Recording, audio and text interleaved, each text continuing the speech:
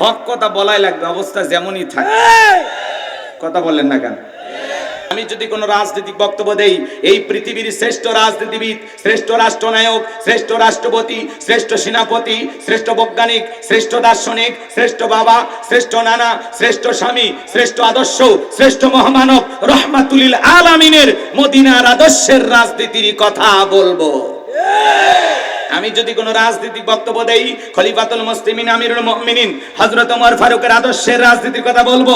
সেই ওমর ফারুক আল্লাহর জমিনে আল্লাহর আইনকে প্রতিষ্ঠিত করতে গিয়ে নিজের কলিজার টুকরা ছেলেকে পর্যন্ত ছাড় দেয় নাই। কথা বলেন ঠিক কিনা?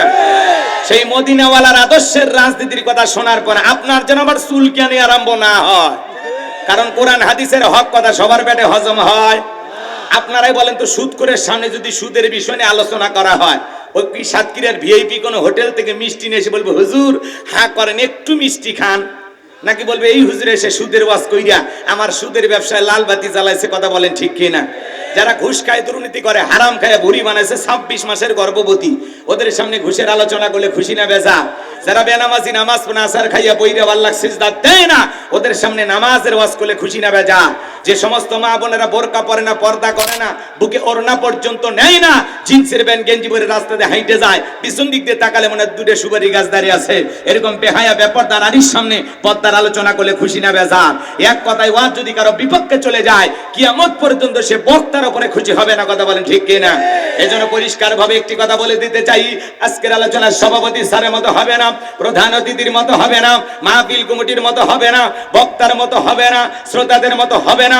আল্লাহর কোরআন যা বলবে গোলাম রাব্বানি তাই বলবে। এতে কে খুশি কে বেজার ওইটা দেখার টাইম নাই। কথা বলেন ঠিক কিনা? যুগে যুগে নবী রাসূলের দাওয়াতি কাজ করেছেন, তাদের দাওয়াতি কাজেও কাফের বেঈমানরা বাধার পাঁচিল তৈরি করে দিয়েছিলেন। এরপরে আল্লাহর পয়গম্বররা শত বাধার পাঁচিলকে ভেঙে আল্লাহর জমিনে আল্লাহর পথে মানুষকে দাওয়াত দিয়েছেন। কথা বলেন ঠিক কিনা? আপনার আমার প্রিয় নবী কালেমার দাওয়াত দিতে কোরআনের প্রচার করতে গিয়ে মার খেয়েছেন, রক্ত ঝরিয়েছেন, দান মোবারক শহীদ হয়ে গেছেন, লোহার টুপি মাথার ভিতর ঢুকে গেছেন। সাহাবায়ে কিরাম দ্বীনকে প্রতিষ্ঠিত করতে গিয়ে মার খেয়েছেন, রক্ত ঝরিয়েছেন, জীবন দিয়েছেন। ও বাংলার মুসলমান, 1971 সালে এদেশের মাটির জন্য, এদেশের স্বাধীনতার জন্য, লাল সবুজের পতাকার জন্য আপনার আমার পূর্বপুরুষেরা যদি রক্ত দিতে পারেন, জীবন দিতে পারেন, প্রয়োজন যদি হয় আল্লাহর জমিনে আল্লাহর দ্বীনকে প্রতিষ্ঠিত করতে গিয়ে, কোরআনের সমাজ কায়েম করতে গিয়ে নবীদের মতো, সাহাবায়ে কিরামদের মতো বুকের তাজা রক্ত দিতে হয়, কারা কারা দিতে রাজি? দুই হাত তুলে আল্লাহকে দেখান। তাকবীর, নারায়ে তাকবীর, লিল্লাহি তাকবীর। আর সোজা করেন, টান টান করে তোলেন, হাত টান টান করে তোলেন, মাঝে মাঝে হাত বেঁকা করে তুলেছেন। দুই হাত সোজা করার শক্তি নেই। আপনি পুরুষ মানুষ, দুধ ডিম ভিটামিন ক্যালসিয়াম মাঝে মাঝে কিনে খাবেন, একেবারে দুর্বল হলে চলতে পারবেন না। সোজা করেন, সোজা করেন। আমার আল্লাহ রাব্বুল আলামিন বলেন, ইন্নাল্লাহা আশতারা মিনাল মুমিনিনা আনফুসাহুম ওয়া আমওয়ালাহুম বিআন্না লাহুমুল জান্নাহ। সূরা তাওবার 111 নম্বর আয়াতে আল্লাহ পাক জানিয়ে দিলেন, নিশ্চয়ই মুমিন বান্দাদের জান মাল আমি আল্লাহ ক্রয় করে নিয়েছি, বিনিময়ে দেব জান্নাত। বলুন সুবহানাল্লাহ। তাহলে বলেন তো বাজান, আপনার আমার জীবনের মালিক কে? এ সাতক্ষীরার যুবকেরা ভালো করে বলো তো, এই জীবনের মালিক কে? প্রেম করবা আর প্রেমিকাকে পার্কে নিয়ে যা ডায়লগ দিবা, এ জীবন তোমার, তুমি শুধু আমার। ওরে হাইব্রিড যুবক, এই জীবনের মালিক কে?